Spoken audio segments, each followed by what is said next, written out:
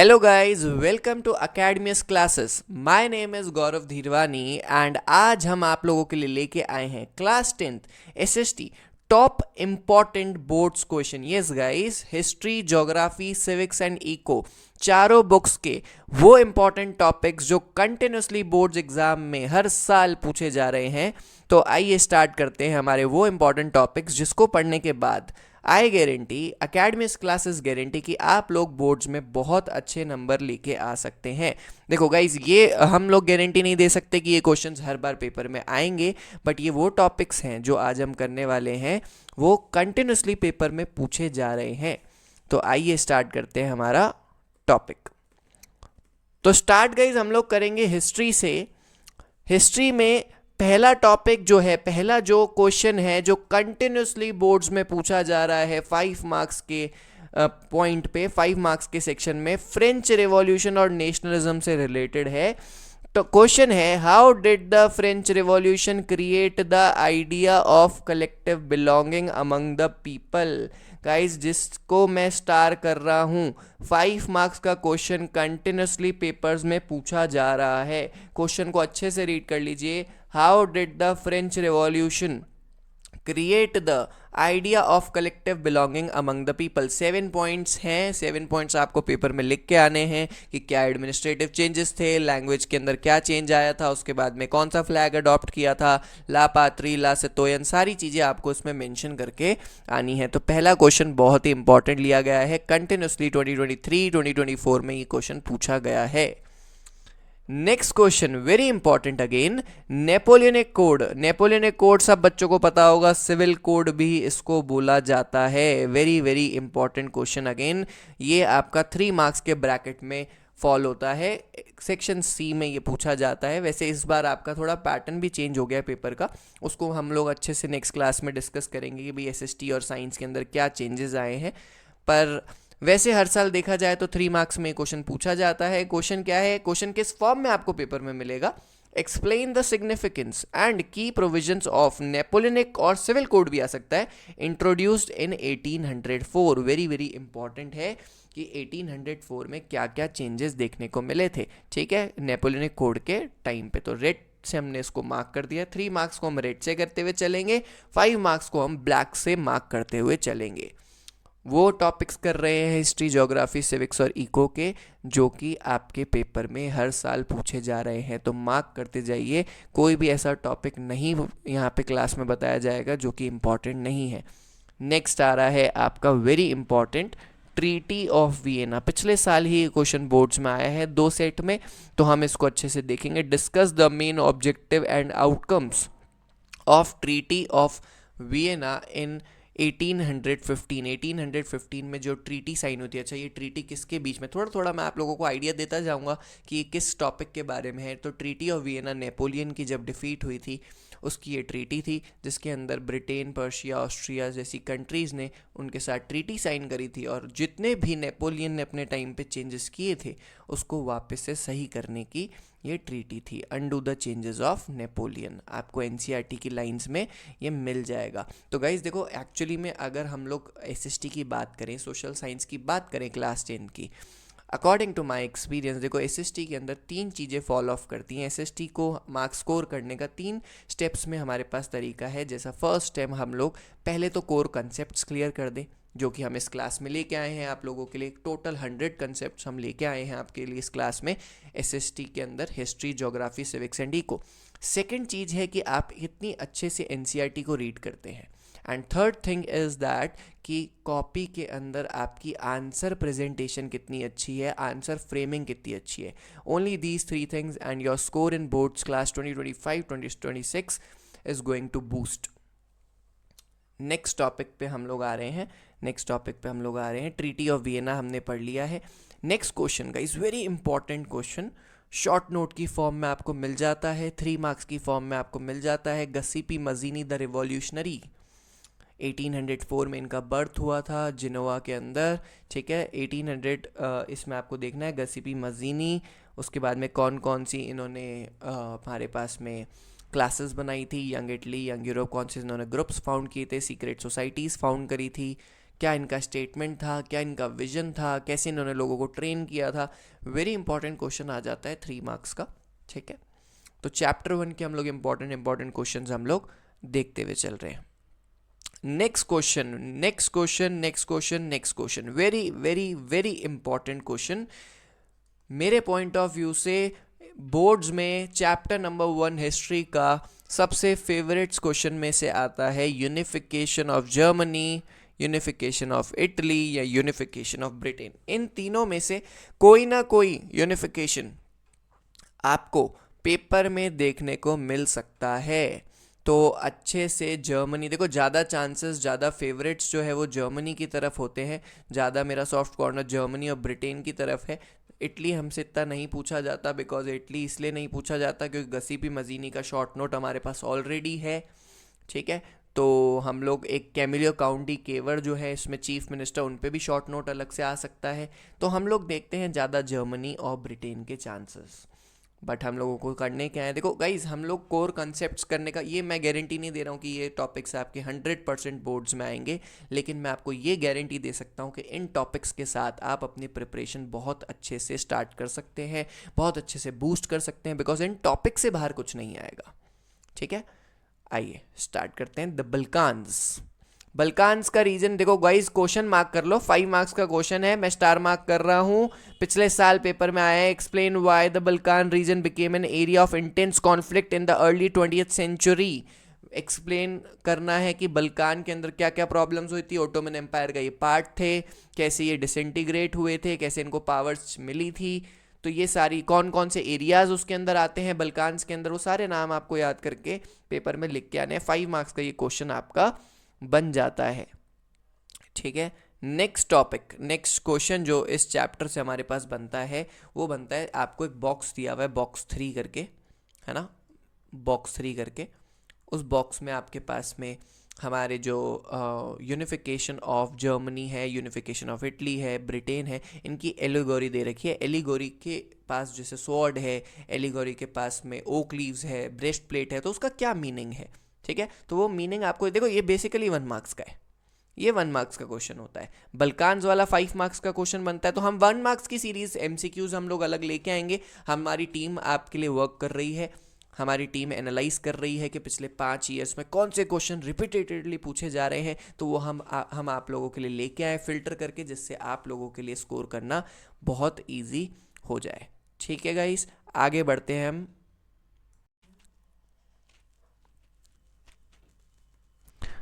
Okay guys, next जो इस chapter से जो टॉपिक आता है, एक टॉपिक हम लोगों ने मिस कर दिया है, which is a Frankfurt parliament guys इतना ज़्यादा देखो इंपॉर्टेंट नहीं है, लेकिन हम लोग एक बार इसको कंसिडर करके चलते हैं कि बिकॉज ये पेपर्स में पूछा जा रहा है किसी ना किसी सेट में।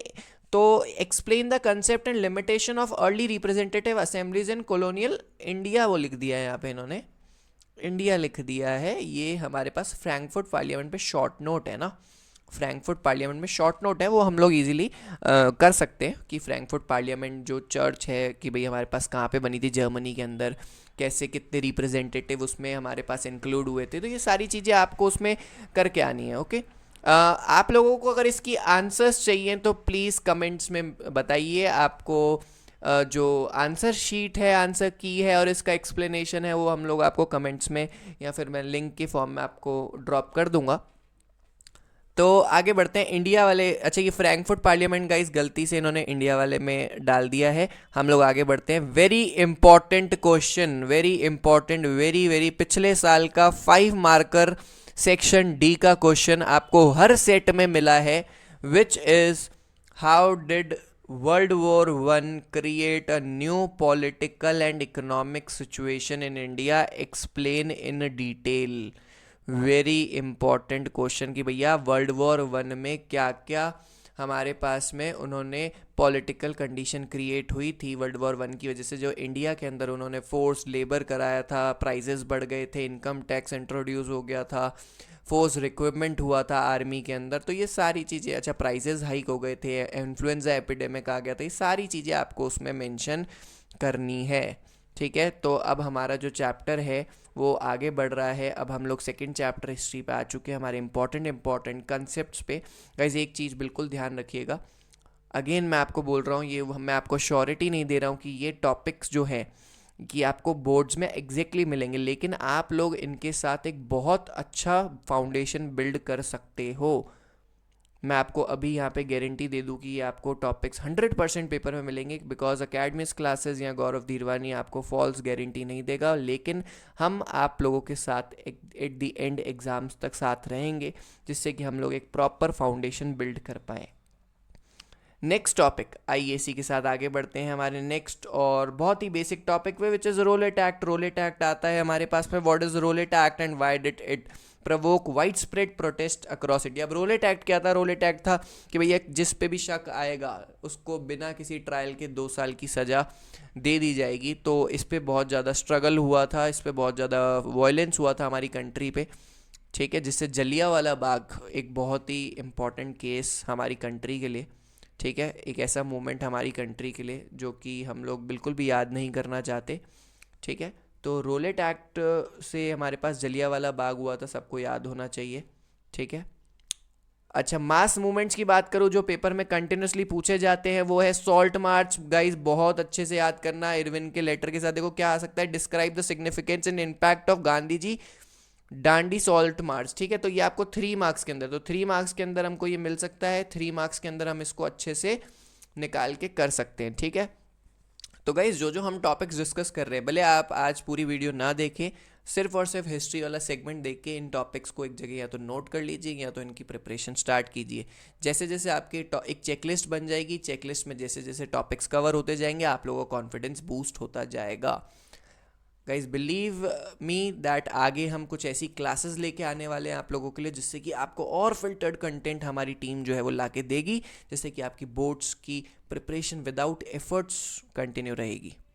मूवमेंट इन टाउन्स में एक क्वेश्चन आया हुआ है पिछले साल का, 2023 का question actually. How did the non cooperation movement manifest the urban areas among different social groups. कि भैया नॉन कॉपरेशन मूवमेंट कैसे अवध में था, अवध औध किसान सभा कैसे बनी थी, आंध्र प्रदेश के अंदर कैसे हुआ था, प्लांटेशन वर्कर के साथ ही कैसे हुआ था, उसके बाद में सिटीज़ में कैसे मूवमेंट स्टार्ट हुआ, कैसे मूवमेंट स्लो हुआ, सारी चीज़ें आपको इसमें मेंशन करके आनी है। तो ये है एनसीएम का मूवमेंट वाला पार्ट, 3 मार्क्स का question. Again very very very important question, 5 marks का एक क्वेश्चन आया हुआ है यहाँ पे।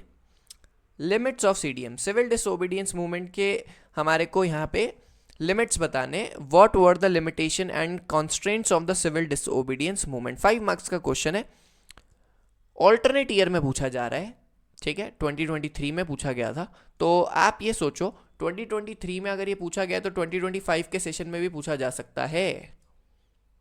पिछले साल ये क्वेश्चन नहीं आया था तो 2025 में पूछा जा सकता है, 2021 में पूछा गया था और ये उससे पहले पूछा गया तो 2019 में, यस।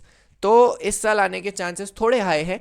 तो सीडीएम अच्छे से करेंगे। सीडीएम क्या है? सिविल डिसोबीडियंस मूवमेंट है, कैसे इसकी लिमिट, क्या क्या लिमिटेशन है भाई, इसके अंदर दलित वाला पार्ट, पूना पैक्ट वाला पार्ट, मुस्लिम्स वाला पार्ट जो है वो हमको अच्छे से समझना है और लर्न करना है, ओके गाइस। साथ साथ में टॉपिक्स जैसे जैसे आप लर्न करते जाते हैं, इनकी फ्रेमिंग भी आप लोगों को साथ साथ में कवर करते रहने हैं।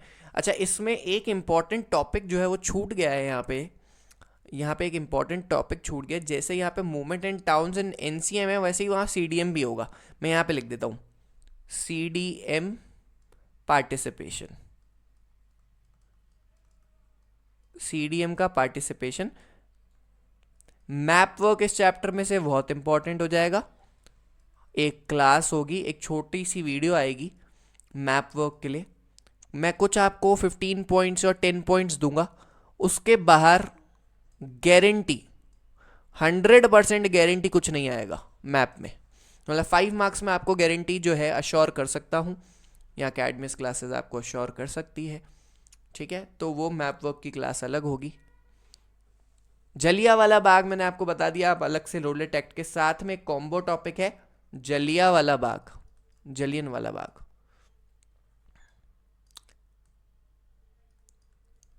ओके। तो गाइज जो लोग चैनल पे न्यू हैं तो वो चैनल को सब्सक्राइब करें, अगर वीडियो अच्छा लग रहा है तो उसको लाइक करें, एंड अगर कोई सजेशन है गाइस तो ओपनली आप लोग हमको दे सकते हैं, because we believe in growth, कि हम लोग आपको वही कंटेंट प्रोवाइड करवाएं जो आप लोगों को अच्छा लगेगा एंड जो आप लोगों की ग्रोथ में और आपकी स्टडीज़ में हेल्प करेगा. So please guys be free to share your reviews. So academics classes आप लोगों के लिए न्यू कंटेंट लाता रहे और फिल्टर्ड कंटेंट लाता रहे. तो आगे बढ़ते हैं इसी के साथ. हिस्ट्री हमारी एंडिंग पे जा रही है. हिस्ट्री के 2 हमने बड़े चैप्टर्स कर लिए. ओके गाइस, तो हम लोग आगे बढ़ते हैं इसी के साथ हमारे नेक्स्ट चैप्टर पे. बहुत इजीली हम लोग, अच्छा, print and culture, very very very easy chapter, very easy chapter. Silk route वाला क्वेश्चन, देखो छोटा सा चैप्टर आप लोगों के लिए बच गया है. सीबीएसई ने आप लोगों के लिए बहुत ही आसान काम कर दिया. देखो हिस्ट्री के अंदर वैसे नॉर्मल बुक में हमारे 5 चैप्टर है, उन्होंने एक चैप्टर तो चैप्टर नंबर 4 हटा ही दिया. प्रिंट कल्चर उन्होंने सिर्फ आपको एक छोटा सा चैप्टर दे दिया है ना.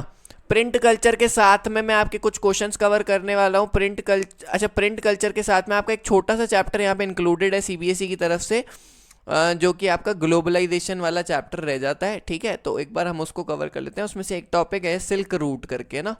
सिल्क रूट आपको पढ़ना है. उसमें explain the historical importance of the silk route in connecting the cultures and facilitating the traders across continents. ठीक है, तो ये आपको करना है. और उसके बाद में हमारे पास सिल्क रूट की क्या इंपॉर्टेंस है, कहाँ से स्टार्ट हुआ था, सिल्क रूट के साथ क्या क्या एक्सचेंज होता है, कि भाई आपको ये समझाना है. सिल्क रूट के साथ ट्रेड तो होती ही होती है, लेकिन साथ में ट्रेड के साथ कल्चर एक्सचेंज होता है, रिलीजन, फूड हैबिट्स, ये सारी आपको समझानी है. It's for a very easy topic, है ना. 2 से 3 नंबर में ये आता है, हम इसको इतना इंपॉर्टेंस इतना देते नहीं है.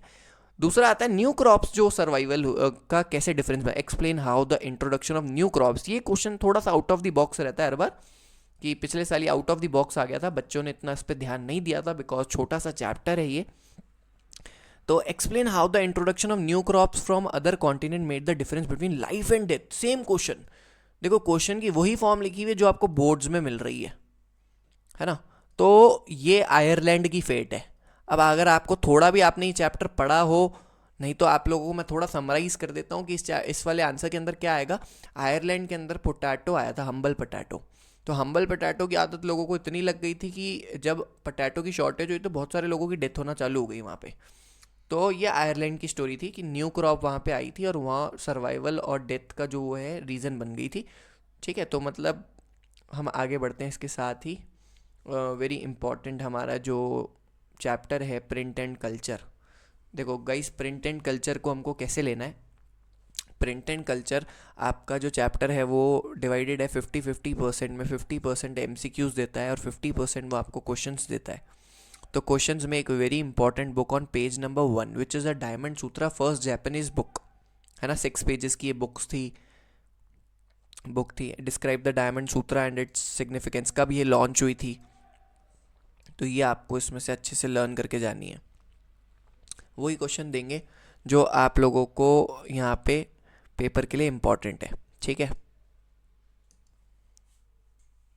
तो डायमंड सूत्रा हमारा कवर हो चुका है यहाँ पे. अब हम लोग एक वेरी नॉर्मल सा एक क्वेश्चन आया हुआ है यहाँ पे, 95 थीसिस पे ध्यान देंगे.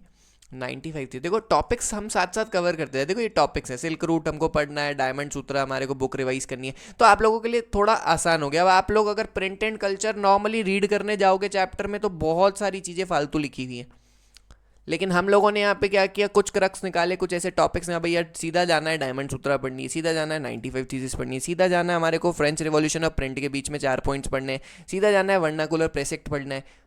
नेक्स्ट क्लास में आपको प्रिंट एंड कल्चर का एक बिल्कुल डिटेल्ड सेक्शन दे दूंगा जिसके अंदर सिर्फ और सिर्फ वही टॉपिक्स आपको पढ़ने जो पेपर में आएंगे. तो पढ़ना है, स्मार्ट वे में पढ़ना है. SST अगर आप स्मार्ट वे में नहीं पढ़ोगे तो ये साल तो कम पड़ेगा, शायद आप अगले बोर्ड्स में अपीयर हो पाओ, विच इज़ नॉट पॉसिबल. तो इसी साल हम लोग बहुत अच्छे से 2 महीनों में इनको कवर करके जाएंगे. और अगर आप लोग अकेडमिक्स क्लासेस के साथ जुड़े रहेंगे तो आई गारंटी कि आप लोग SST आपको बहुत फ़न वे में, बहुत इजी वे में आपको मिलने वाला है हमारे चैनल पे. सो इसी के साथ गाइस लाइक कर दीजिए, एंड जितने भी आपके साथ में 10th वाले, अगर आपको वीडियो अच्छा लगा हो तो प्लीज़ शेयर, एंड प्लीज़ उससे भी important review. French revolution and print. अच्छा, अब कहीं कहीं ये बोला जाता है, क्वेश्चन कैसा आता है, पहले क्वेश्चन से पहले, कि प्रिंट कल्चर की वजह से ही फ्रेंच रिवॉल्यूशन आया था, बिकॉज प्रिंट की वजह से लोग पढ़ना सीखे थे, पढ़ने के बाद लोगों ने आइडियाज़ आए, आइडियाज़ के साथ डिबेट आई, तो उसकी वजह से ही फ्रेंच रिवॉल्यूशन हो गया। क्या ऐसा सच है? Analyse the relationship between the print revolution and the spread of revolutionary idea in France. कि भैया लोग पढ़ेंगे, लोगों के आइडियाज़ आएंगे, ठीक है, जितने भी हमारे पास में फिलोसोफर लोग हैं उनकी रीडिंग पढ़ेंगे तो उनको पता पड़ेगा कि भैया लुइस 16 क्या गलत कर रहा है, चर्च क्या गलत कर रहे हैं, टैक्स क्यों लिया जा रहा है, वो सारी चीज़ें अगर लोग पढ़ना चालू कर देंगे तो ऑब्वियस ही बात है लोगों का क्वेश्चन उठेंगे, और क्वेश्चन सॉल्व नहीं होंगे तो रिवॉल्यूशन होगा। तो 3 पॉइंट्स हमारे हैं, मैं आपको पॉइंट्स भी बता देता हूँ कि कितने पॉइंट्स हैं। 3 पॉइंट्स हैं। पहला है रीज़न एंड रेशनैलिटी का, दूसरा है डिबेट का, और तीसरा है कार्टून एंड कैरिकेचर्स का। एग्जैक्ट पॉइंट्स आपको मैं बता रहा हूँ, ये आपको जाके पढ़ने हैं, ठीक है। तो ये पढ़ने के बाद आपका ये 5 मार्क्स का क्वेश्चन भी कवर हो जाएगा। और last topic which is again very important 3 marks question, vernacular press act. बच्चों के प्री बोर्ड्स में इस साल का फेवरेट टॉपिक ये लग रहा है, टीचर्स को कहीं ना कहीं खुशबू आ चुकी है कि भैया ये टॉपिक जो है वो बोर्ड्स वाले इस साल दे सकते हैं। तो 3 स्कूल्स में मैं ये चेक कर चुका हूँ, 3 स्कूल्स में ये कंटिन्यूसली पेपर में आ चुका है। Discuss the vernacular press act and the impact of the Indian journalism and nation, 1978 का 1878 का ये टॉपिक है, वर्नाकुलर प्रेस एक्ट। एंड उसके बाद में हम लोगों को क्या देखना है कि ये एक्चुअली में क्या था, कि भाई जितने भी न्यूज़पेपर्स थे वर्नाकुलर लैंग्वेजेस में उसको बंद करा दिया गया था, एंड जितने भी प्रेसेस थी उनको ये अल्टीमेटम दे दिया गया था कि भैया आपको फर्स्ट तो वार्निंग मिलेगी कि आप कुछ भी ऐसा कंटेंट नहीं प्रिंट करोगे जो कि कॉलोनियल गवर्नमेंट के लिए हार्म करे, है ना। उसके बाद अगर ये वार्निंग को माना नहीं गया तो आपकी जो प्रेस है वो सीज कर ली जाएगी, ठीक है। तो ये आपको पढ़ना है, लास्ट पेज पे है बिल्कुल। देखो गाइस, प्रिंट एंड कल्चर में मैंने इतने 1 2 3 4 टॉपिक्स दिए। रीज़न क्या है, क्योंकि प्रिंट एंड कल्चर में उस एक अलग क्लास हम लोग रखेंगे, बट ये टॉपिक्स देखो इसके मेजर क्रक्स है। ये कर लिए ना आपने तो आपके मानो इनमें से क्वेश्चंस पक्का है। लेकिन एक क्लास और होगी जिसके अंदर प्रिंट एंड कल्चर के एमसीक्यू वाली क्लास हम लोग रखने वाले हैं एनसीईआरटी की रीडिंग के साथ। वो क्लास मैं शॉर्टली रिलीज़ कर दूंगा, जिससे कि आपको ये चैप्टर बहुत अच्छे से समझ में आ जाए, बिकॉज बहुत बड़ा और लेंदी चैप्टर की प्रॉब्लम ये होती है, भले चैप्टर ईजी हो लेकिन हम चीज़ें बार बार भूलते जाते हैं, तो उसकी एक लोग हम अलग क्लास रख लेंगे। नेक्स्ट आ रहे हैं यहाँ पे गाइस, देखो फर्स्ट सेगमेंट इस वीडियो का हम लोग ओवर कर रहे हैं यहाँ पे। वीडियो कंटिन्यू एक ही वीडियो में हम बनाएंगे, लेकिन यहाँ पे हमारी हिस्ट्री ओवर हो चुकी है। हिस्ट्री हमारी यहाँ पे ओवर हो चुकी है, जिसमें हमारा chapter number 1, chapter number 2, chapter number 3 और प्रिंट एंड कल्चर हमने इंपॉर्टेंट क्वेश्चंस के साथ ओवर किया है। अब हम यहाँ पे चालू कर रहे हैं हमारा डीपी वाला सेक्शन, डेमोक्रेटिक पॉलिटिक्स हम लोग यहाँ पे स्टार्ट कर रहे हैं, सिविक्स हम लोग स्टार्ट कर रहे हैं, और बहुत ही इंटरेस्टिंग ये वाला भी सेगमेंट रहने वाला है। वही टॉपिक्स हम लोग करेंगे जो हमारे पेपर में कंटिन्यूसली पूछे जा रहे हैं। तो आइए स्टार्ट करते हैं हमारे टॉपिक।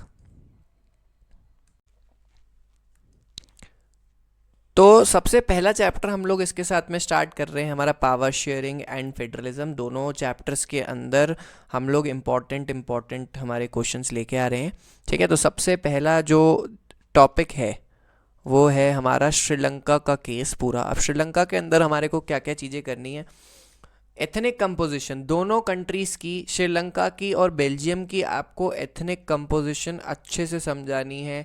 श्रीलंका के अंदर कितने सिन्हालास थे, कितने तमिल्स थे, कितने इंडियन तमिल्स हैं, कितने श्रीलंकन तमिल्स हैं, ये सारी चीज़ें आपको अच्छे से लर्न करनी है। उसके अंदर बेल्जियम के अंदर डच स्पीकर्स कितने हैं, जर्मन स्पीकर्स कितने हैं, फ्रेंच स्पीकर्स कितने हैं, कौन से रीजन में वो लोग रहते हैं, बेल्जियम का क्या हमारे पास में हमारा मॉडल है, ठीक है। ये सारी, और बेल्जियम के बाद में हम लोग ये देखेंगे कि उसके बाद उसका मेजॉरिटेरिज्म जो टॉपिक है, कि श्रीलंका के अंदर मेजॉरिटेरिज्म जो है वो कैसे किया गया था, कब श्रीलंका फ्री हुआ है, क्या पॉलिसीज़ उन्होंने अडॉप्ट करी है, क्यों वहाँ पे केस वर्स हुए, ये सारी चीज़ें आपको वहाँ पे अच्छे से समझानी पड़ेंगी। नेक्स्ट चीज़ हम लोग देखेंगे सेम है बेल्जियम का मॉडल, कि बेल्जियम मॉडल के अंदर describe the accommodation model in Belgium and how differs from Sri Lankan approach. कि भैया श्रीलंका में ऐसा क्या हुआ था कि वहाँ पे तो सिविल वॉर हो गई, लेकिन बेल्जियम जैसी छोटी कंट्री में कंडीशन तो सेम ही थी वहाँ पे कि वहाँ पे भी इतनी ज़्यादा डिविजन्स थे, लेकिन फिर भी बेल्जियम ने क्या ऐसा मेथड अडॉप्ट किया कि उन लोगों की कंट्री में बहुत स्मूथली चीज़ें हुई। 1970 से 1993, थोड़ा हिंट दे देता हूँ आपको, 1970 से 1993 4 बार कॉन्स्टिट्यूशन को बदला गया, 4 बार चीज़ों को रीफिगर आउट किया गया, जिससे कि लोगों को लगा नहीं यार एक कंट्री में हम सब लोग साथ रह सकते हैं। तो क्या क्या चेंजेस थे, कैसे मिनिस्टर सेम रखे गए, कैसे हमारे पास वहाँ की कैपिटल के अंदर चीज़ें सेम रखी गई, तो वो सारी चीज़ें कैसे कम्युनिटी गवर्नमेंट बनाई गई, तो ये दोनों चीज़ें हमको कंट्रीज़ में कंपेयर करनी है। तो ये कंपैरिजन आप लोगों को श्रीलंका और बेल्जियम में बहुत अच्छा आना चाहिए। पहला तो भैया देखो सिंपल सी एथनिक कंपोजिशन दोनों की समझा दो, दूसरा मेजॉरिटेरिज्म इधर समझा दो, इधर अकोमोडेशन समझा दो। बहुत ही सिंपल सा ये टॉपिक है, आपको अच्छे से ये नंबर स्कोर करवा सकता है कि भैया देखो आपके पूरे पूरे 5 नंबर इन चारों टॉपिक्स में से बन सकते हैं। तो 5 नंबर या तो आपको एथनिक कंपोजिशन में मिल जाएंगे या आपको इनके मॉडल्स में मिल जाएंगे। नेक्स्ट है question forms of power sharing. से भी पहले हम लोग आ जाते हैं वाई वी शेयर पावर की भैया पावर शेयरिंग के क्या रीज़न है। तो 2 रीज़न आपको पता है, एक्चुअल प्रूडेंशियल रीज़न और मॉरल रीज़न। अगेन 2 मार्क्स का ये क्वेश्चन बनता है, ज़्यादा क्वेश्चन की वेटेज है नहीं, लेकिन आपको आना चाहिए, बहुत बेसिक है और बहुत ही बार पूछ लिया जाता है। अगर पेपर इजी बनता है तो पेपर के अंदर ये क्वेश्चन आपका श्योरिटी मैं देता हूँ कि ये क्वेश्चन आपको मिल जाएगा, आपके प्री बोर्ड्स में भी मिल जाएगा, आपके बोर्ड्स में ये कंटिन्यूसली पूछा जा रहा है किसी ना किसी सेट में। तो आगे बढ़ते हैं फॉर्म्स ऑफ पावर शेयरिंग के साथ में। फॉर्म्स ऑफ पावर शेयरिंग कौन कौन सी है? Horizontal form of power sharing कि भैया लेजिस्लेचर, एग्जीक्यूटिव, जुडिशरी। फिर उसके बाद vertical form of power sharing central government, state government, local government, district government, है ना।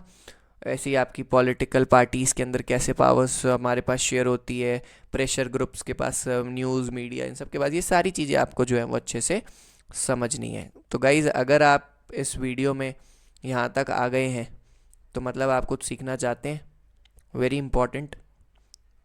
अगर आप इस पूरी वीडियो में बने रहेंगे तो आपको वो इम्पॉर्टेंट टॉपिक्स हम लोग प्रोवाइड करवाएंगे जो कि सीबीएसई बोर्ड्स हर साल एसएसटी के पेपर में पूछ रहा है।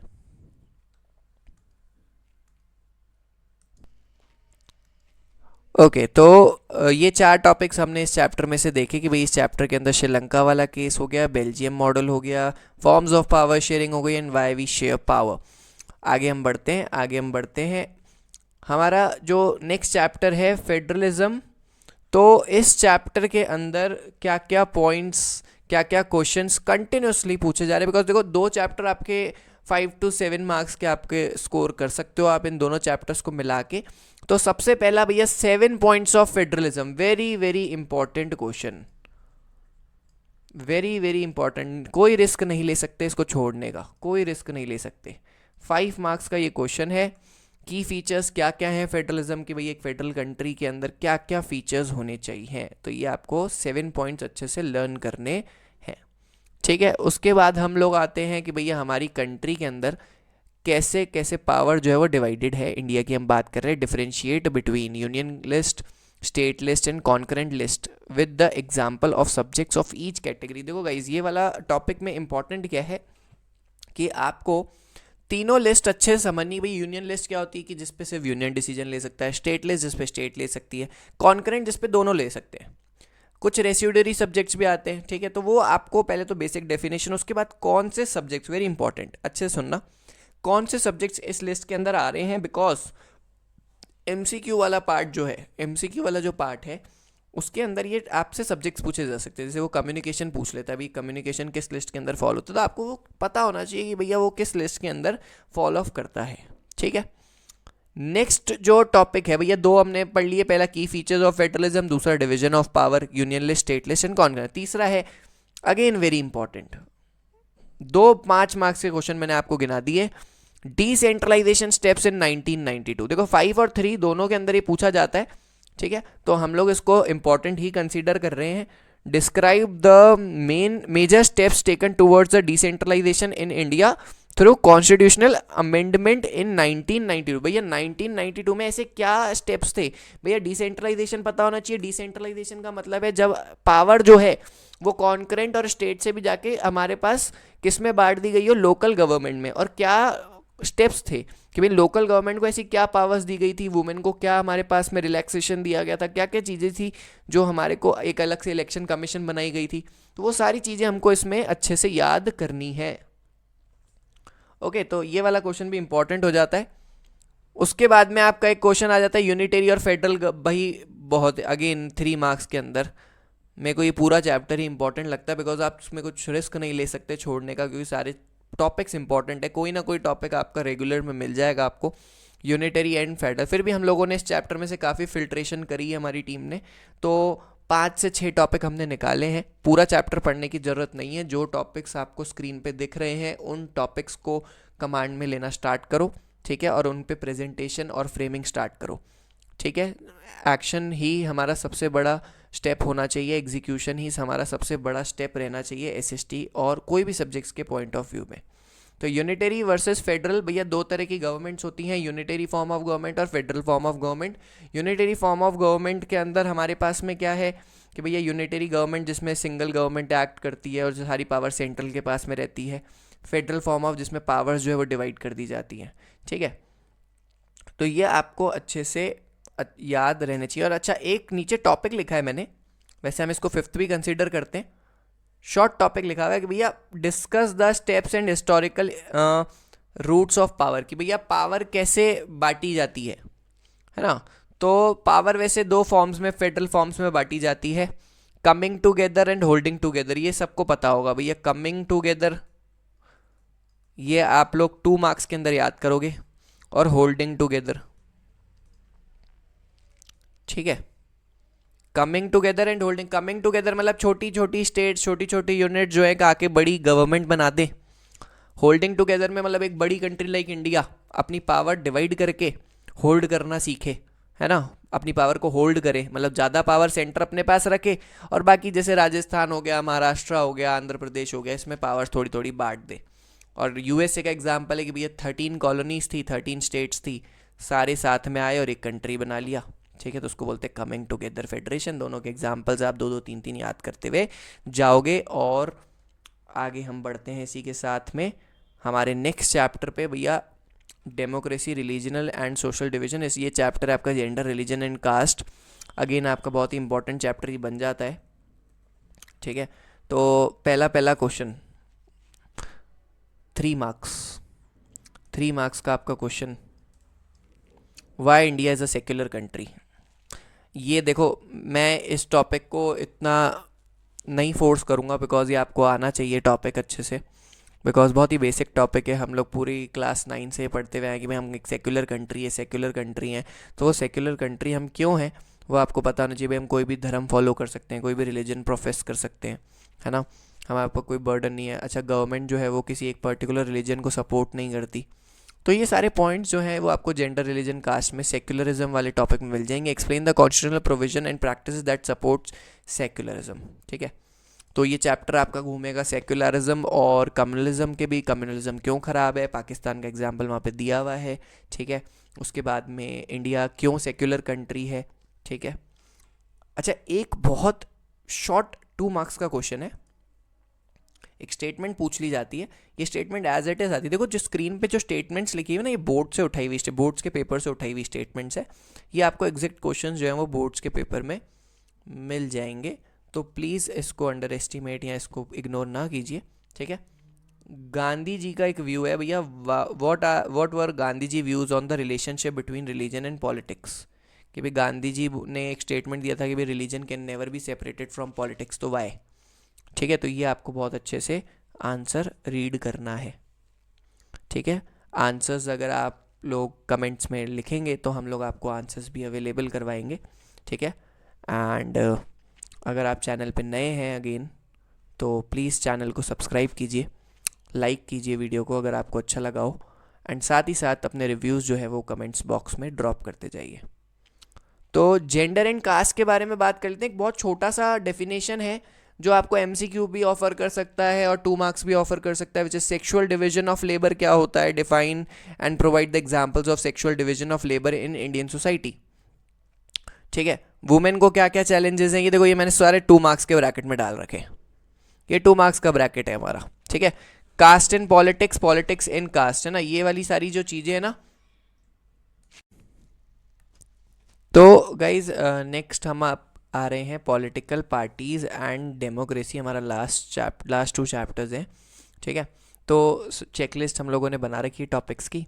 Functions of political party, very important question, आपके पास 7 फंक्शंस दे रखे हैं। जैसे हमारे पास फेडरलिज्म के फंक्शंस थे कि फेडरल फीचर्स क्या होते हैं, वैसे ही हमारे पास पीपी पॉलिटिकल पार्टीज़ के कुछ फीचर्स और फंक्शंस दे रखे हैं कि भाई पॉलिटिकल पार्टीज़ क्या वर्क करती हैं, कैसे पॉलिसीज़ एंड प्रोग्राम्स हैं, अपोजिशन का क्या रोल है, कैसे गवर्नमेंट बनाती है, कैसे मिनिस्टर्स को ट्रेन करती है, सारी चीज़ें जो हैं वो आपको यहाँ पे मेंशन करनी है। 7 पॉइंट्स हैं, तो आपके पास ऑब्वियस सी बात है, एज ऑब्वियस कॉमन बात है कि 5 मार्क्स के अंदर ये चैप्टर आप ये क्वेश्चन आपको मिल जाएगा। अच्छा, उसके बाद सेम 3 मार्क्स के लिए ऑफर कर रहा है कि क्या क्या चैलेंजेस फेस करती है पॉलिटिकल पार्टीज़, कि भाई कैसे मीटिंग्स ऑर्गेनाइज नहीं हो पाती, क्या मसल पावर मनी पावर जो है, उसके बाद में सक्सेशन हायरार्की जो है वो फॉलो करते हैं कि फैमिली मेम्बर्स को ही सीट देना, कोई न्यू पर्सन जो है उसको बहुत मुश्किल से वो अपने टॉप पे पहुंच पाता है, चीज़ें शेयर नहीं हो पाती है ना, करप्शन। तो ये सारी चीज़ें क्या क्या चैलेंजेस वो फेस करती है। और उसके बाद में उसके रिफॉर्म्स, देखो नीचे एक टॉपिक छोड़ के नेक्स्ट टॉपिक अपना है रिफॉर्म्स कैसे हैं। तो रिफॉर्म्स इन सब के उल्टे हैं कि भैया अगर हम लोग कंटिन्यूसली एफिडेविट जो है वो डाल दें, भाई पार्टीज़ को एफिडेविट शेयर करना, जो मेंबर्स जो रजिस्टर होते हैं उनको एफिडेविट शेयर करना होता है। ठीक है, कि क्या कितनी क्वालिफिकेशन है, उसके बाद में कितना उनके पास इनकम टैक्स कितना फाइल कर रहे हैं, उसके बाद में कंटिन्यूस मीटिंग्स ऑर्गेनाइज करनी है। ठीक है, उसके बाद गवर्नमेंट पॉलिसीज़ को फॉलो करना है। तो वो रिफॉर्म सारे आप इसमें पढ़ोगे तो अगेन 3 मार्क्स का कोई भी एक क्वेश्चन आपको इसमें से प्री बोर्ड्स में मिल सकता है। दोनों एक साथ नहीं आते बिकॉज दोनों के सेम ही पैटर्न से निकलते हैं कि भाई क्या चैलेंजेस वो फेस करिए और कैसे हम उसको सही कर सकते हैं ना। वाई वी नीड देम, कि भैया पॉलिटिकल पार्टीज जो हैं, क्वेश्चन कैसा आ सकता है, why do we need political parties, can democracy function without them. तो पहले आपको नेगेटिव समझाने के भैया पॉलिटिकल पार्टी अगर नहीं होगी तो क्या नुकसान होगा, and why do we need political parties, कि भैया पॉलिटिकल पार्टी की क्या ज़रूरत है हमारी कंट्री में। ठीक है, कि आंसरेबल नहीं होंगे लोगों को, उसके बाद में पॉलिसीज़ और प्रोग्राम जो हैं वो सर्टेन नहीं होंगे। तो वो सारी जो चीज़ें हैं वो हमको इसमें डालनी है। तो ये अगेन 2 और 3 मार्क्स में इतना ज़्यादा इंपॉर्टेंट नहीं है। ठीक है, फिर भी हम लोग इसको लेके चलेंगे। ओके, अच्छा, एक और कंसेप्ट है कि पॉलिटिकल पार्टी के क्या क्या स्ट्रक्चर, पॉलिटिकल पार्टी के अंदर क्या कौन कौन से कंपोनेंट्स हैं, कि भैया लीडर्स है ना, फिर उसके बाद में active members and third the followers. ये आपको अच्छे से याद रखने कि पॉलिटिकल पार्टी के 3 कंपोनेंट्स। उसके बाद में एक चीज़ दे रखी है आपको, एक चीज़ दे रखी है यहाँ पे, ये वाला पॉइंट जो है ये एलिमिनेटेड है। ठीक है, ये पॉइंट एलिमिनेटेड है। ठीक है, multi party system, multi party system क्या है हमारे पास में, multi party system, why does a multi party system suit India better than a 2 party system, कि भैया इंडिया के कंटेक्स्ट में मल्टी पार्टीज जो हैं वो कैसे वर्क करती है, कि भैया हमारी कंट्री में 2 पार्टी क्यों नहीं हो सकती, हमारी कंट्री को 1 पार्टी क्यों नहीं चला सकती। तो आपको वो समझाना है कि भैया हमारी हिस्ट्री कहाँ से बिलोंग करती है, हम लोगों के अंदर 2 से ज़्यादा पार्टीज़ के चांसेस होते हैं जीतने के, हमारी कंट्री के अंदर अलाइंस और कोएलिशन गवर्नमेंट ज़्यादा अच्छे से वर्क करती है। ठीक है, क्योंकि बहुत ज़्यादा डिविजन्स है, बहुत बड़ा कंट्री है, बहुत अलग अलग रीजन्स हैं उसके अंदर। तो वो सारे कंसेप्ट आपको इसमें समझाने हैं। 2 मार्क्स के अंदर अगेन ये आपको क्वेश्चन जो है वो मिल सकता है। तो ये था पॉलिटिकल पार्टी पूरे चैप्टर का। देखो एक पूरा हमने चैप्टर इसका पार्ट लिया है, तो ये बहुत ही इंपॉर्टेंट 5-6 क्वेश्चन इसके ऑफर करता है ये चैप्टर आपको, तो ये आपको अच्छे से क्लियर होने चाहिए। फिर हमारा आता है आउटकम्स ऑफ डेमोक्रेसी। देखो इस चैप्टर के बारे में बता देता हूँ, कुछ भी लर्न नहीं करना, सिर्फ और सिर्फ आपको इस चैप्टर में कंसेप्ट बिल्ड करना है, और कंसेप्ट बिल्ड करने के बाद आपको अपनी लैंग्वेज में आंसर्स लिख के आने हैं, बिकॉज ये वो चैप्टर है जो आपको 9th और 10th क्लास से का समरी दे रहा है।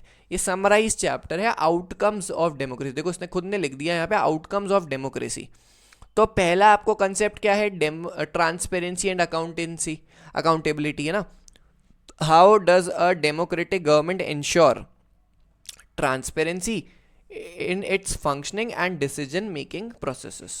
ठीक है, तो ये आपको देखना है कि भाई कैसे हमारी गवर्नमेंट जो है वो आपके सामने ट्रांसपेरेंट है या नहीं है, कैसे आपकी गवर्नमेंट जो है वो आपके जो डिसीजंस है उसको प्रोसेस कर रही है। ये सारी चीज़ें आपको अच्छे से आनी चाहिए कि गवर्नमेंट अकाउंटेबल है या नहीं है। ये आपको रीडिंग करनी है इस चैप्टर की, बेसिकली आपको अच्छे से रीडिंग करनी है। वो भी इस चैप्टर का मैं आपको एक शॉर्ट रिव्यू वीडियो दे दूंगा, जिससे आपको इस चैप्टर के अंदर भी कोई प्रॉब्लम नहीं आएगी। ठीक है, उसके बाद में आ जाते हैं नेक्स्ट क्वेश्चन पे, economic inequalities. Can democratic reduce economic inequalities, justify और आंसर विद एग्जांपल्स। कि भैया हमारी कंट्री में अगर मान लो, देखो दो गवर्नमेंट होती है, पहली डिक्टेटर है, दूसरी हमारे पास में डेमोक्रेटिक है। तो दोनों के अंदर अगर देखा जाए तो डिक्टेटरशिप के अंदर बहुत ज़्यादा अच्छी इनकम, बहुत ज़्यादा इकोनॉमिक ग्रोथ होती है। ठीक है, और जो हमारी गवर्नमेंट है, डेमोक्रेटिक गवर्नमेंट है, उसके अंदर इकोनॉमिक ग्रोथ बहुत स्लो है। ठीक है, बिकॉज डिसीजंस बहुत स्लो आते हैं। तो अपना आंसर आपको जस्टिफाई करना है कि भैया ये इकोनॉमिक इनइक्वालिटीज़ तो ये क्रिएट कर ही रही है, तो क्या ये गवर्नमेंट सही है? तो आपको इसके कंट्रास्ट में डिक्टेटरशिप के साथ समझाना है, और यही मैंने आपका नेक्स्ट टॉपिक भी रख रखा है, डेमोक्रेसी वर्सेस डिक्टेटरशिप। बहुत ही ज़्यादा इंपॉर्टेंट 3 मार्क्स का ये क्वेश्चन है। ठीक है, ठीक है, तो ये क्वेश्चन क्या बोलता है, why is democracy considered better than dictatorship despite challenges and limitations. ठीक है, कि क्या लिमिटेशन है डिक्टेटरशिप के, डेमोक्रेसी किस फॉर्म्स में बेटर है, क्यों हम लोग इसको अडॉप्ट करके बैठे हैं, क्यों पूरे वर्ल्ड में आजकल डिक्टेटरशिप की जगह डेमोक्रेसी जो है इवॉल्व हो चुकी है। लेकिन उसके बाद भी देखो डिक्टेटरशिप में बहुत जल्दी डिसीजंस लिए जाते हैं, इकोनॉमिक ग्रोथ भी अच्छी है, फिर भी डेमोक्रेसी लोग चूज़ करते हैं, उसका क्या रीज़न है। और वही नीचे आ गया, देखो कनेक्टिंग है, सारे क्वेश्चंस कनेक्टिंग है, ये क्वेश्चन इससे कनेक्ट कर रहा है और ये क्वेश्चन इससे कनेक्ट कर रहा है। Why is there overwhelming support for the democracy across the world. तो आपको यहाँ पे मेरिट्स लिखने, क्या लिखने, मेरिट्स लिखने। ठीक है, और इसी के साथ हम लोग डीपी को एंडिंग की तरफ लेके जा रहे हैं हमारे लास्ट क्वेश्चन के साथ में। लास्ट क्वेश्चन है, what are the essential characteristics of defined democratic form of government, list and explain each one. वापस क्वेश्चन अच्छे से समझो, बहुत ही इंपॉर्टेंट 5 नंबर का ये क्वेश्चन आ गया। What are the essential characteristics that define a democratic form of government. ऐसे क्या कैरेक्टरिस्टिक्स है डेमोक्रेटिक फॉर्म ऑफ गवर्नमेंट के जो उसको डेमोक्रेटिक बनाते हैं। 5 points again merits and demerits के लिखने हैं। यहाँ पे हमारी आधी क्लास ओवर हो चुकी है, जिसके अंदर आपकी डीपी एंड हिस्ट्री, 2 बड़े सब्जेक्ट्स, 2 बड़ी बुक्स हमारी कवर हो चुकी हैं with all of its chapters, with all of its important building block concepts. तो आप इस वीडियो को वापस जाके अच्छे से देख सकते हैं यहाँ तक, और अपने क्वेश्चंस को प्रैक्टिस करना स्टार्ट कर सकते हैं। आगे की वीडियो में हम लोग स्टार्ट करेंगे इकोनॉमिक्स, एंड उसके बाद में हम लोग हमारा ज्योग्राफी के साथ इस वीडियो को एंड करेंगे। गाइज वीडियो थोड़ी लंबी हो सकती है, ठीक है, वीडियो 50 मिनट्स या 1 आवर तक हम लोग कोशिश करेंगे रैप आउट करें। लेकिन देखो इंपॉर्टेंट है, सारे टॉपिक्स कवर हो रहे हैं, तो इतना वीडियो बनता है। ओके, तो स्टार्ट करते हैं हम अपनी इकोनॉमिक्स। ओके गाइस, तो इको स्टार्ट हम लोग कर रहे हैं। तो इको 20 मार्क्स इको आपको ऑफर करती है। चैप्टर्स हैं आपके टोटल 3.5। ग्लोबलाइजेशन चैप्टर पूरा एज सच बहुत सारे टॉपिक्स उसमें कट गए हैं, और इंपॉर्टेंट टॉपिक्स ही वो पेपर में पूछे जाते हैं। तो सारे सब्जेक्ट्स आपको 20 मार्क्स के ऑफर होते हैं। तो इकोनॉमिक्स के साथ हम लोग आगे बढ़ रहे हैं। अंडरस्टैंडिंग इकोनॉमिक डेवलपमेंट हमने हेडलाइन दे दी है, बहुत सारे मल्टीपल क्वेश्चंस को। तो पहला क्वेश्चन भैया, अब यहाँ पे देखो ज्योग्राफी और इको ज़्यादा बड़े क्वेश्चंस ऑफर नहीं करते, जो बड़े क्वेश्चंस ऑफर करेंगे वो हम लोग यहाँ पे मेंशन कर देंगे। लेकिन अब यहाँ पे टॉपिक्स बहुत इंपॉर्टेंट हो जाते हैं। जैसा पहला है पर कैपिटा इनकम, आपको आना चाहिए कि भैया नेशनल इनकम क्या होती है, ठीक है, उसका फॉर्मूला क्या है, उसकी डेफिनेशन क्या है, आपको ये पेपर में आनी चाहिए। कुछ मैंने यहाँ पे इंपॉर्टेंट टर्म्स लिखी हैं, very important terms, very very very important terms. IMR क्या है, infant mortality rate, literacy rate, net attendance ratio. Net attendance ratio क्या होता है, ये आपको यहाँ पे क्लियर होना चाहिए। ठीक है, उसके बाद में बॉडी मास इंडेक्स क्या है, कंसेप्ट पूरा समझाना है। फॉर्मूला क्या होता है BMI का, वो आपको यहाँ पे मेंशन करना है। ठीक है, उसके बाद में टेबल नंबर 1.6 मैंने यहाँ पे लिख दिया है, टेबल नंबर 1.6 आपको अच्छे से पढ़नी है, बिकॉज वहाँ पे क्या है, एक कंपैरिजन दे रखा है इंडिया, नेपाल, पाकिस्तान, श्रीलंका का, म्यांमार का, कि भैया कौन सी कंट्री ज़्यादा डेवलप है, किसके अंदर लिटरेसी रेट कितना ज़्यादा है कितना कम है। तो ये पेपर में पूछ लिया जाता है। 2023 में एक क्वेश्चन आया था जो कि मोस्टली बच्चे गलत करके आए थे, तो ये आपको अच्छे से देखना है, ठीक है। Table number 1.6 HDR human development report और ह्यूमन डेवलपमेंट इंडेक्स, ठीक है, ये पूरी आपको अच्छे से समझनी है। उसके बाद next topic sustainable development, again very important topic sustainable development. Sustainable development geography में भी है आपका, इको में भी है, तो दोनों में सेम चीज़ है, आप इजीली उसको लर्न कर सकते हैं, इजीली आप उसको कवर कर सकते हैं। बहुत ही इजी टॉपिक है। सस्टेनेबल डेवलपमेंट क्या है भाई, फ्यूचर जनरेशन के लिए हमारे को रिसोर्सेज बचा के रखने हैं और अभी भी हमको ऐसे यूज़ करने हैं कि हम लोग भी कॉम्प्रोमाइज़ ना करें और फ्यूचर जनरेशन में भी वो पूरे हो जाएं, ठीक है, क्योंकि बिकॉज अभी एक्सप्लॉयटेशन बहुत ज़्यादा हमारा चल रहा है। तो ये कुछ 5 की कंसेप्ट मैंने आपको यहाँ पे बताए हैं, जिससे 5 से क्वेश्चन बन रहा है हर साल। तो अगेन अगेन अगेन मैं आपको बोल रहा हूँ, टॉपिक्स हम लोग वही कवर करेंगे जो कि आपके, देखो गोल क्या है, गोल आप सब लोगों ने सेट कर रखा होगा कि हमारी क्या परसेंटेजेस आनी चाहिए, क्या हमारे पास चीज़ें, क्या स्कोर हमको बोर्ड्स में करना है। तो गाइज देखो, सिर्फ हमारे पास एक गोल फिक्स करने से चीज़ें नहीं होंगी, हमको एग्जीक्यूशन भी लाना होगा। और एग्जीक्यूशन भी इम्पॉर्टेंट कैसा है कि स्मार्टली एग्जीक्यूशन जितना होगा उतना हम अपना एफर्ट्स को बहुत सही वे में यहाँ पे बिल्ड कर पाएंगे और लगा पाएंगे, ठीक है। तो अकेडमिक्स क्लासेस आपके लिए कंटिन्यूसली ऐसा कंटेंट लाता रहेगा जो आपके लिए ईजीली स्कोर करने की स्ट्रैटेजीज देगा आपको, साथ साथ में कुछ आपको ऐसी चीज़ें बताएगा जो बोर्ड्स में कंटिन्यूसली आप अप्लाई कर सकते हो।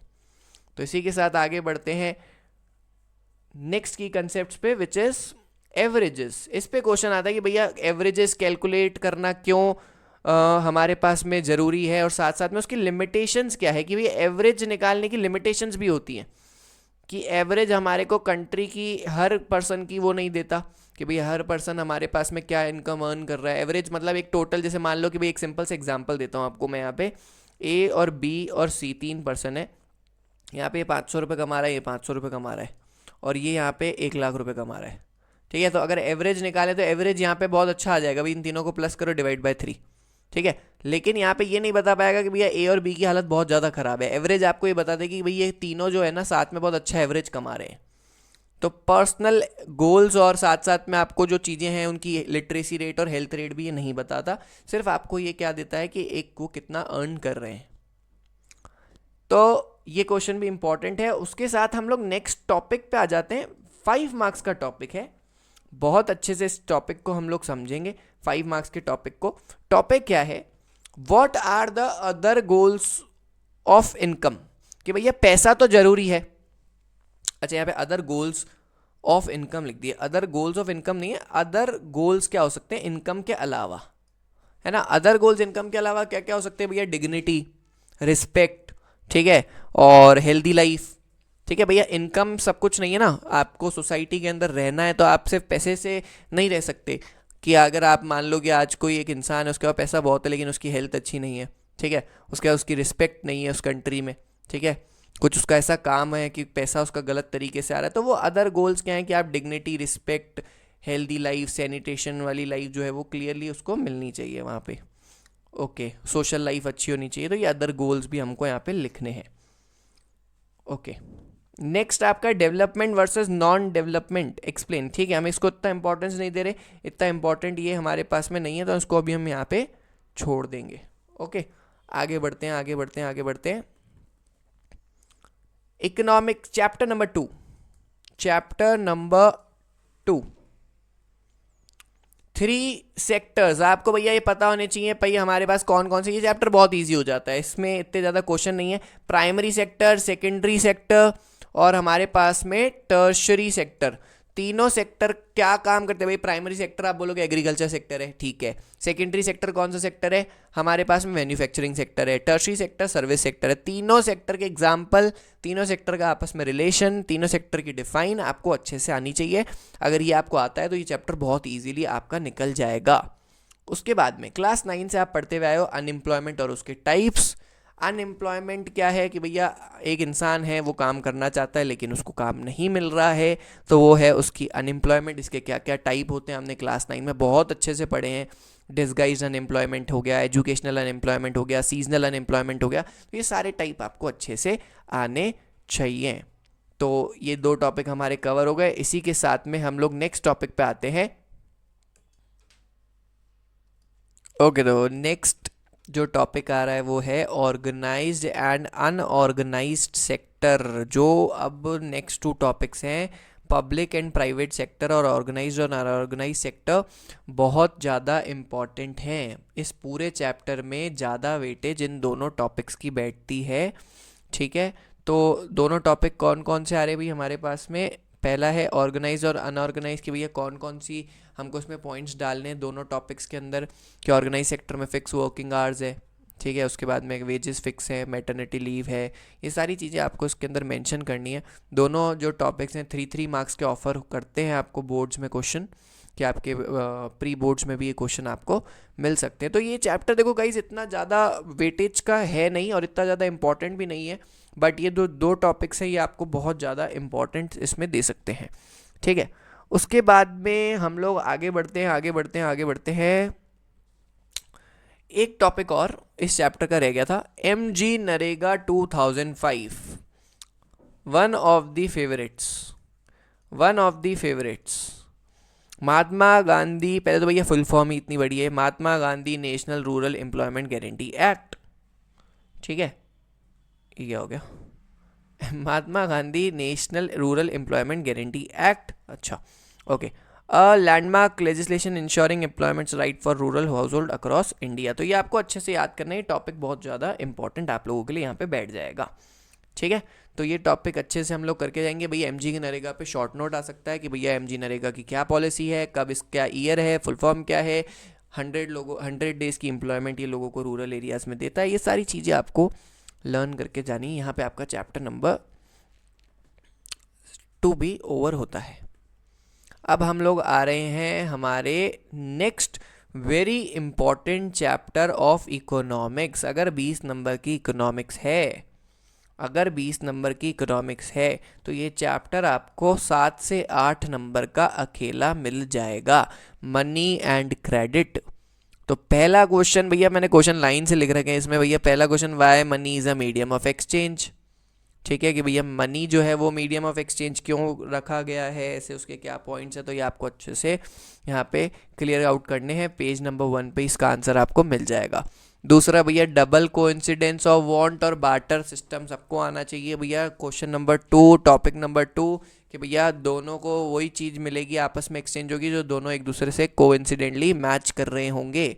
ठीक है, तो डबल कोइंसिडेंस ऑफ वांट्स हमारा नेक्स्ट टॉपिक, अच्छे से समझाओगे इसको कि इसमें बार्टर सिस्टम क्या होता है और इसकी डेफिनेशन क्या है। ठीक है, दोनों जो क्वेश्चंस हैं ज़्यादा नहीं, 2-2 मार्क्स के आपको ये मिल सकते हैं। अगर एक दूसरे के आगे पीछे आते हैं तो एक ही क्वेश्चन आपको ये मिलेगा। ठीक है, चेक की डेफिनेशन आनी चाहिए कि भैया डिफाइन क्या है चेक की। Is a piece of paper who instruct the bank, कि भैया हमारे को किसको पैसे देने हैं, किससे पैसे लेने हैं, उस पर डेट होती है, उस पर अमाउंट मेंशन होता है। पीस ऑफ अ पेपर, थोड़ा सा आप नीचे फिगर बना के भी दिखा सकते हो कि भैया ये जैसा चेक होता है। उसके बाद यहाँ पे नाउ का ऑप्शन, बोरोवर को कितनी मनी मिली है, वो सारी आपका बुक में जो है वो बना हुआ है। ठीक है, आगे बढ़ते हैं। Demand deposit, again 2 marks. देखो ये चारों को टॉपिक जो है वो 2-2 मार्क्स के चल रहे हैं, तो हम थोड़े इकोनॉमिक्स के अंदर 2-2 मार्क्स वाले क्वेश्चन ज़्यादा देखते हैं। ठीक है, टर्म्स ऑफ क्रेडिट आने चाहिए, अगेन 2 मार्क्स का क्वेश्चन है। टर्म्स ऑफ क्रेडिट कौन कौन से होते हैं आप लोगों को आने चाहिए भैया? टर्म्स ऑफ कोलेट्रल हो गया, डॉक्यूमेंटेशन रिक्वायरमेंट हो गई, प्रॉपर्टी पेपर्स हो गई, ये सारे आपके टर्म्स ऑफ क्रेडिट में है। टाइम पीरियड हो गया, है ना, तो ये आपको टर्म्स ऑफ क्रेडिट। देखो इंपॉर्टेंट चैप्टर है, अगेन मैं आपको बोल रहा हूँ, इको आप लोगों को सिर्फ और सिर्फ रीड करनी है अच्छे से। आप अच्छे से रीड करते हो, कंसेप्ट समझते हो, तो अपने आप आंसर फ्रेमिंग करते जाओगे। एक वीडियो मैं निकालने वाला हूँ, एक वीडियो हम लॉन्च कर रहे हैं जिसके अंदर सिर्फ और सिर्फ आपको कैसे आंसर्स लिखने हैं SST या साइंस में, कैसे आपको कॉपी प्रेजेंट करनी है आपके बोर्ड्स में, उसकी हम मेथडोलॉजी पूरी निकालेंगे, जिससे आपको 2025-26 में बहुत एज हो अपने बोर्ड्स को क्रैक करने के लिए। तो सिंपल सा फंडा है, कुछ भी नहीं करना, अकेडमिक्स क्लासेस के साथ जुड़े रहना है और अपने बोर्ड्स को बहुत इजीली आपको दे के आना है। सोर्सेज ऑफ क्रेडिट, अच्छा डिफरेंट क्रेडिट सिचुएशंस, अच्छा अगेन देखो 4 क्वेश्चन यहाँ पे प्लेस हो चुके हैं, 4 टॉपिक्स यहाँ पे प्लेस हो चुके हैं, अच्छे से समझेंगे, अच्छे से समझेंगे। 4 टॉपिक्स प्लेस हो चुके हैं। पहला टॉपिक है डिफरेंट क्रेडिट सिचुएशन। भैया 2 तरह की क्रेडिट सिचुएशन हो सकती है, पॉजिटिव और नेगेटिव। कि भैया अगर हमने लोन लिया, क्रेडिट का मतलब क्या होता है, लोन, तो लोन में एक तो हम पॉजिटिव चीज़ हो सकती है कि भैया उस लोन से हमने कमा लिया और कमा के हम लोगों ने रीपे कर दिया। एक होती है नेगेटिव कि आपने लोन लिया और आप नेगेटिव में चले गए, तो वहाँ पे आप पे बर्डन बढ़ जाता है, ठीक है। फिर आता है आपके पास आरबीआई के फंक्शन, वेरी इंपॉर्टेंट, इसको मैं आपको थोड़ा सा इंपॉर्टेंस दूंगा 3 मार्क्स के लिए, कि आपको आरबीआई के फंक्शंस आने चाहिए। भैया हमारी करंट गवर्नमेंट को मॉनिटर करता है, ये सारी हमारी बैंक्स को मॉनिटर करता है, उसके बाद में ऑथराइज सिग्नेचर देता है ये करेंसी नोट्स पे, लोन्स को मैनेज करता है, क्रेडिट को मैनेज करता है, ये सारी चीज़ें हमारे आरबीआई के फंक्शन है, ठीक है। उसके बाद very important again 5 marks question, पहला 5 मार्क्स का क्वेश्चन यहाँ से बनता है, S H G guys, yes, self help groups. अच्छे से 5 पॉइंट्स इसके हमको निकालने हैं और 5 के 5 पॉइंट्स इस टॉपिक से हमको डाल के आने हैं, ठीक है। पूरा एसएसटी हमने पार्ट्स में तोड़ दिया है, टॉपिक्स में डिवाइड कर दिया है कि कौन कौन से फिल्टर्ड टॉपिक्स हमको पढ़ने हैं। नो मैटर हमारी क्लास कितनी लंबी चलती है, लेकिन आप लोगों को यही टॉपिक्स जो हैं वो बोर्ड्स में करके जाने हैं। तो आगे हम इस लास्ट टॉपिक के साथ में चैप्टर ख़त्म करते हैं, फॉर्मल एंड इनफॉर्मल सोर्सेस। अच्छा भैया लोन जो है वो फॉर्मल सेक्टर से भी मिल सकता है और इनफॉर्मल से। फॉर्मल सेक्टर में कौन देगा, कोऑपरेटिव देगी, बैंक देगी। इनफॉर्मल में कौन देगा, रिलेटिव, फ्रेंड्स देंगे, मनी लेंडर्स देंगे, ठीक है। तो ये वाली चारों टॉपिक्स आपको ध्यान रखने हैं, चारों टॉपिक्स बहुत इंपॉर्टेंट हो जाते हैं, ठीक है। आगे बढ़ते हैं हम लोग नेक्स्ट चैप्टर की तरफ। ओके गाइस, तो लास्ट चैप्टर हम लोग इको का, ग्लोबलाइजेशन एंड ट्रेड। ज़्यादा बड़ा टॉपिक ये है नहीं, फिर उसके बाद हम अपनी ज्योग्राफी स्टार्ट कर रहे हैं, ठीक है। तो ग्लोबलाइजेशन एंड ट्रेड में गाइस कौन कौन से टॉपिक्स जो हैं वो कंटिन्यूसली पूछे जा रहे हैं।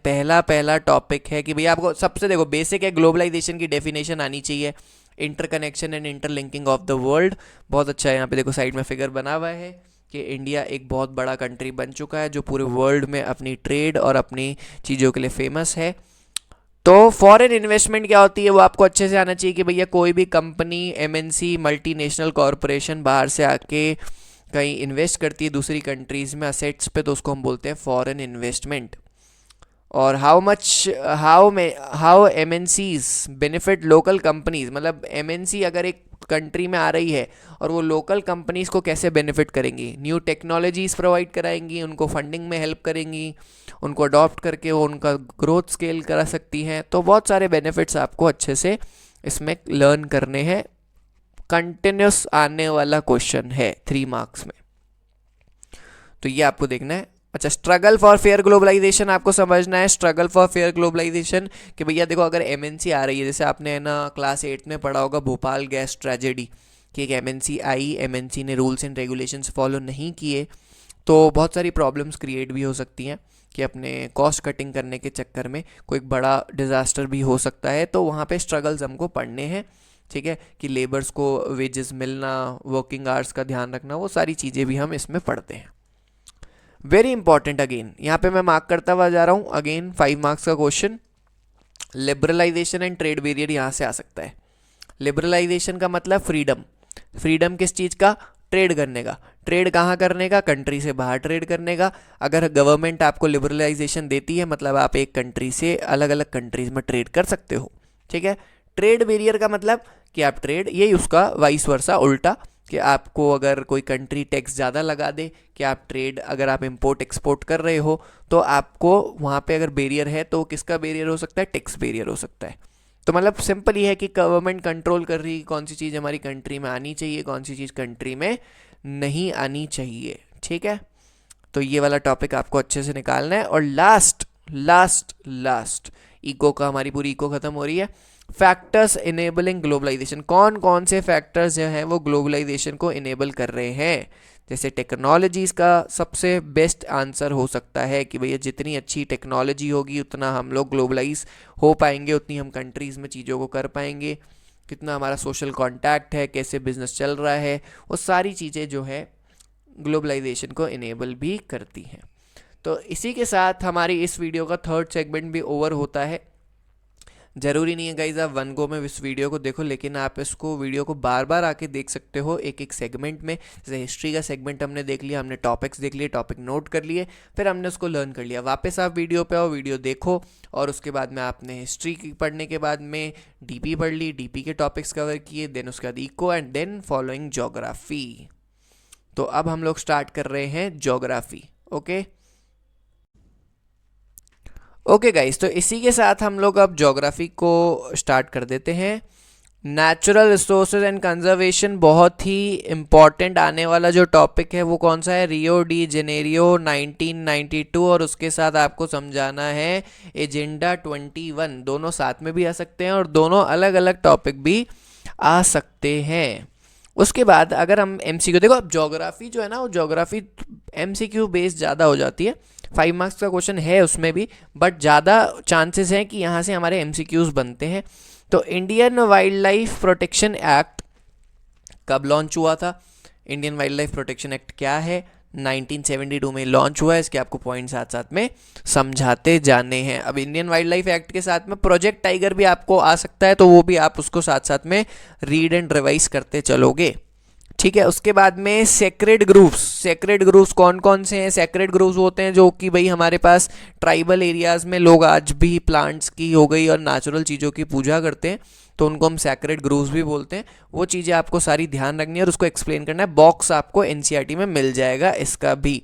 हम लोग थोड़ा सा ज्योग्राफी को क्विक एंड शॉर्ट करेंगे, बिकॉज देखो जहाँ पे हमारे को टाइम वेस्ट, यहाँ पे हमको टाइम वेस्ट बिल्कुल भी नहीं करना, बिकॉज हम लोग यहाँ का एमसीक्यू सेक्शन में ज्योग्राफी पे ज़्यादा फोकस करने वाले हैं।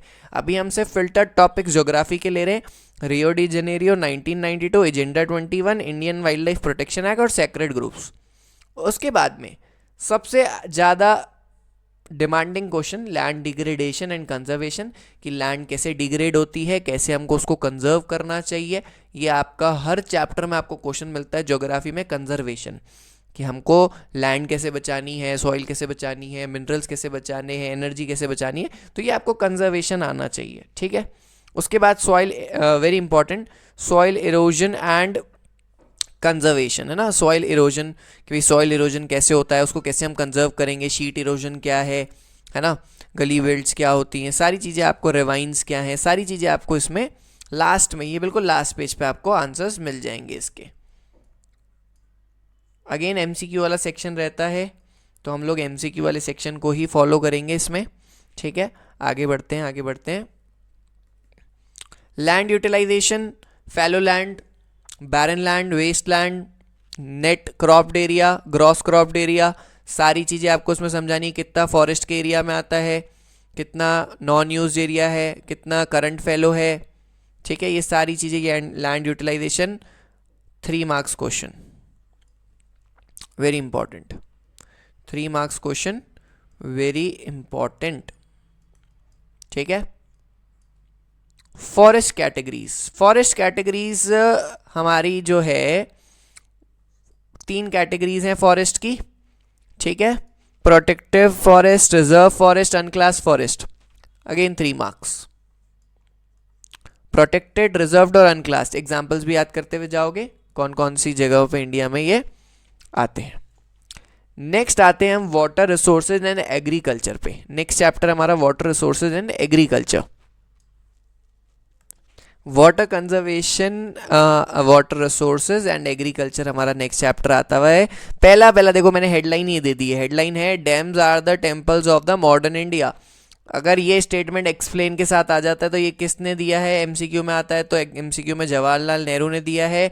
और इसका रीज़न आपको बताना है कि भैया ये अर्बनाइजेशन में हेल्प करता है, इकोनॉमिक ग्रोथ में हेल्प करता है, ठीक है। तो आपको डैम्स का ये वाला स्टेप समझाना है। 3 मार्क्स का अगेन आपको क्वेश्चन मिल जाएगा, वेरी वेरी इंपॉर्टेंट क्वेश्चन है ये। उसके बाद में आपको ये समझाना है भैया मल्टीपर्पज़ प्रोजेक्ट्स जो होते हैं, मल्टीपर्पज़ प्रोजेक्ट का हमारे पास में क्या, मल्टीपर्पज़ प्रोजेक्ट एंड हमारे पास में disadvantage of dams. Multipurpose project and disadvantage of dam. 1 minute guys hold करना, okay. Multipurpose projects and disadvantage of dams में हमारे पास में क्या है कि हमको डैम्स किस किस यूज़ में आते हैं, इलेक्ट्रिसिटी जनरेशन, इरिगेशन में हो गया, उसके बाद में हमारे पास में अलग अलग जो यूजेस है वो हम इसमें मेंशन करेंगे, और उसके बाद डिसएडवांटेजेस डैम्स के क्या क्या हैं। अगर डैम्स हमारे को इतना इंपॉर्टेंस दे रहे हैं तो हमारे को डैम्स के डिसएडवांटेज भी लर्न करने हैं। एक्वेटिक लाइफ ख़राब कर रहे हैं, लोकल कम्युनिटी को प्रॉब्लम आ रही है, वो सारी चीज़ें आपको, पुअर रिवर फ्लो हो रहा है, वो सारी चीज़ें आपको यहाँ पे समझानी है। दोनों 5 मार्क्स के क्वेश्चंस हैं, आपको एक कोई भी अच्छे से मतलब आ सकता है पेपर में, तो आप लर्न दोनों करके जाओगे। ठीक है, तो ये वाला इस चैप्टर से आता है। इस चैप्टर में देखो ज़्यादा एमसीक्यूज है सेकंड पार्ट से, लेकिन हम लोग पहले 5 मार्क्स और 3 मार्क्स के क्वेश्चन, मेन टॉपिक्स जो हैं, हेडलाइंस हैं, वो हम लोग कर रहे हैं। नेक्स्ट चैप्टर आपका आता है एग्रीकल्चर प्रैक्टिसेस, जिसमें प्रिमिटिव सब्सिस्टेंस फार्मिंग आपको अच्छे से आनी चाहिए, प्लांटेशन आपको अच्छे से आना चाहिए, टेक्निकल एंड इंस्टीट्यूशनल रिफॉर्म्स। भैया प्रिमिटिव सब्सिस्टेंस फार्मिंग एग्जांपल, उसके नेम सारे ये एमसीक्यूज के अंदर आते हैं, लेकिन आपको primitive subsistence farming slash and burn agriculture अच्छे से समझाना आना चाहिए। प्लांटेशन पे short note 3 marks, primitive subsistence 3 marks. ठीक है, प्लांटेशन एग्रीकल्चर के 5 पॉइंट्स हैं हमारे पास में, तो कौन कौन से इसके अंदर एग्जाम्पल्स आते हैं, टी, कॉफ़ी, रबर, है ना, तो ये सारी चीज़ें आपको अच्छे से समझानी है। लास्ट आता है कि गवर्नमेंट ने हमारी कंट्री में जितने भी फार्मर्स हैं उनके लिए क्या टेक्नोलॉजिकल और इंस्टीट्यूशनल रिफॉर्म्स करे हैं, कितनों में वो फेल हुए हैं, तो ये आपका अगेन 5 मार्क्स का क्वेश्चन यहाँ से बनता है। वीडियो हम एंडिंग की तरफ लेके आ रहे हैं। हमने 4 चैप्टर्स ज्योग्राफी के 4-5 चैप्टर्स और सारी बुक, हिस्ट्री, हमारी सिविक्स, इको और ज्योग्राफी हमने पूरी कंप्लीट कर ली है। तो इस वीडियो को अच्छे से देखें, अच्छे से इसके टॉपिक्स को रिकवर करें, जिससे कि आपका बोर्ड्स में इजी हो। तो लास्ट स्लाइड पे हम लोग आ रहे हैं। लास्ट स्लाइड पे हम लोग आके मिनरल्स, एनर्जी एंड मैन्युफैक्चरिंग हमारे चैप्टर है। देखो गाइस, ये जो 2 चैप्टर है ना, इसमें से जो इंपॉर्टेंट टॉपिक्स मैंने लिखे हैं वो तो यहाँ पे इंपॉर्टेंट है, लेकिन ज़्यादा यहाँ से मैप वर्क बहुत ज़्यादा है यहाँ पे, प्लस एमसीक्यू सेक्शन ज़्यादा है। तो हम लोग एमसीक्यू वाला सेक्शन जब यहाँ पे करेंगे तब हम इन चैप्टर्स को प्रायोरिटी देंगे। अभी हम लोग इस चैप्टर में देख लेते हैं क्या क्या। मिनरल चक्कर वेरी इंपॉर्टेंट, 5 मार्क्स 5 मार्क्स। ये 2 क्वेश्चन में मैंने स्टार्टिंग में ही आपको बोल दिया, ये मेरे सबसे ज़्यादा आने वाले और इंपॉर्टेंट फेवरेट टॉपिक्स हैं। Minerals occur in different form, कौन कौन सी फॉर्म में मिनरल मिलता है, सेडिमेंट्री, इग्नियस, मेटामॉर्फिक, एल्यूवियल्स, ओशंस। ठीक है, ये सारी चीज़ें आपको लिखनी है। आयरन बेल्ट्स कौन सी मिलती हैं इंडिया में, वेरी इंपॉर्टेंट। दोनों 5 मार्क्स के रेगुलरली आने वाले क्वेश्चन, पूछे जाने वाले क्वेश्चंस हैं, जो आपको अच्छे से point to point, word to word आपको लर्न करने हैं। तो आप ज्योग्राफी के इस वाले चैप्टर में स्टार्टिंग में ये 2 क्वेश्चंस आप देख सकते हो।